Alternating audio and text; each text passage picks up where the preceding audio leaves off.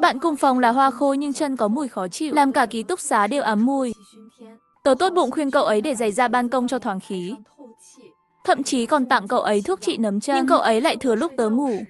Cố tình dùng tất bẩn bịt mũi tớ, khiến tớ bị nhiễm viêm phổi. Đợi khi tớ nhập viện, cậu ấy còn tung tin đồn rằng tớ sống không trong sạch, bị bệnh truyền nhiễm.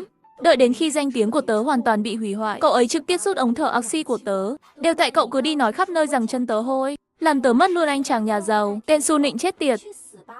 Khi mở mắt ra lần nữa, tớ đã trở về thời điểm khuyên bảo Hôm bạn đó, cùng phòng, chỉ thấy Hoa Khôi Lưu Như Yên đang khóc trước mặt tớ.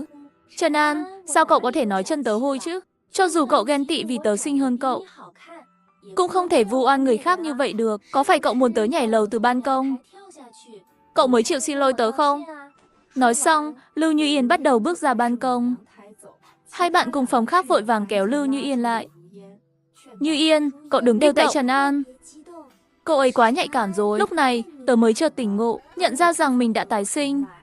Lưu Như Yên là Hoa Khôi của trường chúng tớ. Mỗi ngày cô ấy đều ăn mặc rất xinh đẹp, nhưng trong ký túc xá thì lại rất bừa bộn. Áo lót và tất không giặt vứt lung tung khắp nơi. Chân của cô ấy còn mắc bệnh nấm, mùi rất nặng, khủng khiếp như vũ khí hóa học. Kiếp trước, tớ đã khuyên cô ấy chữa trị chân, nhưng cô ấy lại ghi thù và khiến tớ gặp kết cục bi thảm. Vì vậy, kiếp này tớ quyết định không can thiệp nữa. Tớ mỉm cười với Lưu Như Yên và nói, ai bảo chân cậu hôi chứ? Chân tiên nữ thì thơm tho cả mà. Những bạn cùng phòng khác nghe xong đều ngạc nhiên. Tớ tiếp tục diễn sâu. Vừa rồi tớ chỉ khen Như Yên giống cô vợ bé nhỏ thôi. Các cậu làm gì mà hốt hoảng thế? Phòng bên cạnh nấu lẩu cá chua cay hơi nặng mùi một chút. Đừng trách tớ nói lời khó nghe nhé. Nói đến đây, tớ giả vờ ngạc nhiên. Không lẽ Như Yên thật sự có giải thưởng nào à? Lưu Như Yên nghe xong liền ngừng khóc. Cô ấy vội vàng cầm điện thoại lên. Lúc này, cô ấy đang nói chuyện với chàng trai si tình số 1. Cô ấy bắt đầu nói giọng ngọt ngào. Anh yêu, anh nghe thấy chưa?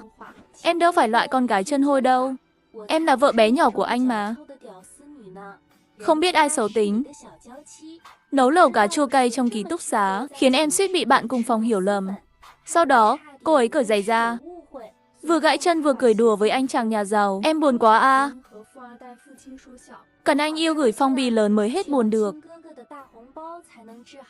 Hai bạn cùng phòng khác, Trung Yến và Vương Tân Nhiên, sắc mặt lập tức thay đổi. Rất nhanh sau đó, họ không còn đứng về phía Lưu Như Yên nữa. Họ chất vấn tớ, An, sao cậu lại bỏ cuộc rồi?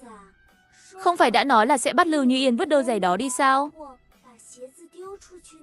Đúng vậy, An, cậu nên cứng rắn hơn chứ. Đúng lúc